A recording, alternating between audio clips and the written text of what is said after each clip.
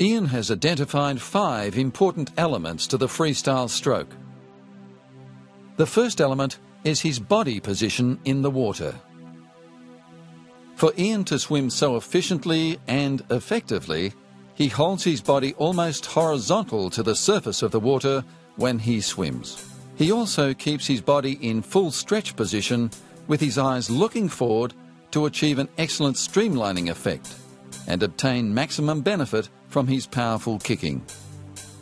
If Ian allowed his body position to be completely horizontal to the waterline, he would lose the power of his kick.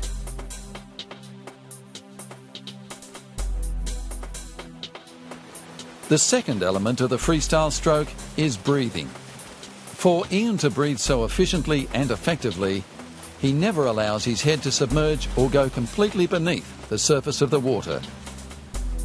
His head creates a bow wave, which he breathes behind. He has a high head position in the water, which enables him to rotate his head easily to breathe in. He prepares to correctly breathe in during the arm stroke by having his chin nearly touching the shoulder of the arm that is completing the pushback phase. He exhales gradually after the recovery and entry phase of the arm stroke, whilst his head turns back past the centre line of his body. There are 2 types of breathing that Ian uses during training and competition. The first is bilateral breathing, where Ian breathes to both sides, 1 in 3 strokes. The second is unilateral, where Ian breathes only to one side, 1 in 2 strokes. The third element is the arm stroke. Ian is considered to have one of the most efficient swimming techniques of all time. Contributing to that very efficient technique is his arm stroke. The key elements that make his arm stroke so effective are: he always maintains a long arm stroke. He always keeps his elbows higher than his hands. His hands are always relaxed, and he pulls with the palm of his hand, his forearm and his shoulder. He continues to extend his hand and arm after they enter the water, outstretched in front of his head along the centre line of his body. He performs the pullback phase by scooping the water in front and pulling it back down the centre line of his body, nearly touching his belly with the outstretched thumb. And he gains great force and velocity to his stroke from a strong, lengthy pushback using the full extension of the arm.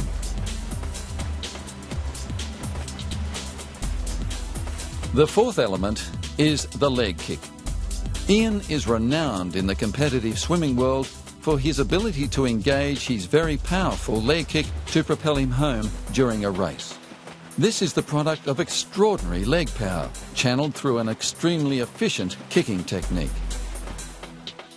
He begins the kick from his hip, slightly rotating his body for more force, then bends his knee slightly, followed by a full extension of the foot. During the upward motion, he heavily engages his hamstring muscle to enhance movement and power to the overall kick. He maintains a loose and relaxed ankle during the 2 phases of the leg kick, gaining maximum thrust from his feet. He allows his heels to just break the surface of the water, yet he does not kick any deeper than the width of the body, as this would cause more drag. Ian employs a variety of kicks during training and competition, depending on what he's planning to achieve. These various kick types include the 2-beat kick. For every arm stroke, there is 1 kick. The 6-beat kick. For every arm stroke, there are 3 kicks. The 4-beat kick. In between the 2 and 6-beat kick, where 1 big and 1 small kick are made to each arm stroke. The 5th element is body rotation. When Ian swims during training or competition, his body naturally rotates or rolls from side to side on its long axis. Ian's body rotation is caused by the rotating action of his arms and is a natural movement. This rotation assists his body to engage the large trunk muscles, making the stroke more efficient. It also helps his arms to recover, allowing his hips and the legs to move naturally with the movement of his body, and his head to turn to breathe.